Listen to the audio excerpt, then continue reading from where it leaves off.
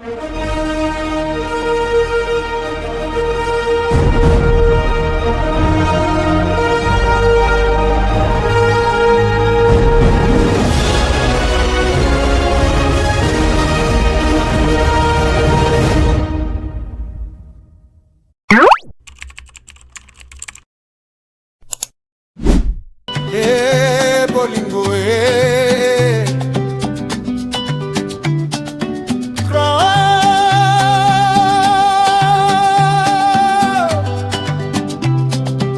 Mutoma kufina bolingo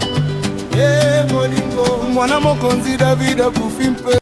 nga mutombo na lingi mado mingi esengeli na zonga na mboka hapo na ibike mado ako nikolukanga.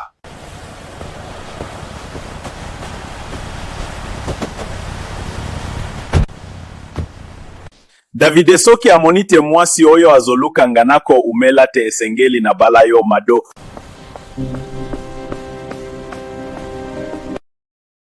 Mado yo mwana oyo oza wapi mado ako bina bitambola tambola zela papa nayo azonga. Mado oza wapi? Ngai mado na ebite na sali nini na ebisi ata mama na papa te ata mutombo na ebisaki ete. Esengeli na kende lobi kosolola na mado ngande mokonzi ya mboka oyo esengeli na balabade iko balakaka sikoyo bana na ngai ba Davide na mira bazwa bandeko na bango mosusu mbona yo na bolingo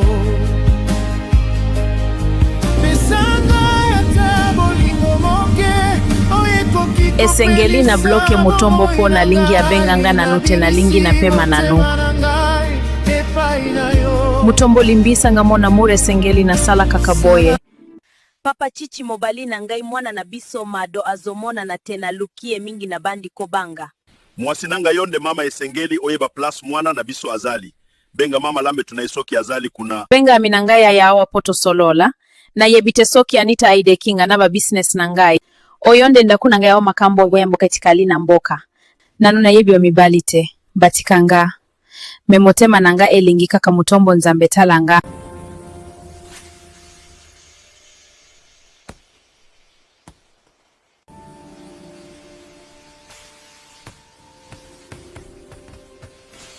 Hello mama lambe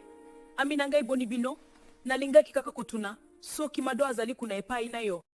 Hello mama madonga na zabien te mado aza awate eske obengie ata na telefone nga na sili na yebite na sala nini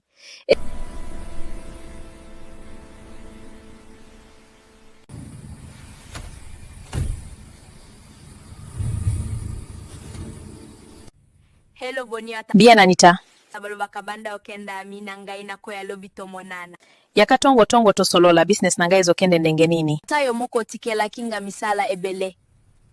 me business nayo ezokende bien okosepela na lingi kolala lobi na tongo nazoya kuna mado mwana mobali wanazalaki kotunayo mingi limbisa ngayaya na lingi atakoyoka makambo ya mibalite awa na kimimboka yaya tika nga David lobi nazo kende kosolola sikoyo bie na mado na koforce yete po alinganga mena yebi ya kolinganga mado na sengi nzambe abesa yo bolingo mingi ponanga yonde mwasi motema na ngai elinge esengeli na benga papa na mama me na yebi na sali bienteme esengeli na tala na numa kambo mosusu nzambe zwaloko mu mado azonge Kinshasa po bandoki balinga kikolia mwana na ngai me azongi na ye atalaka kibisotenga na sepeli mado na ngai nasumbeli yo biloko mama yambanga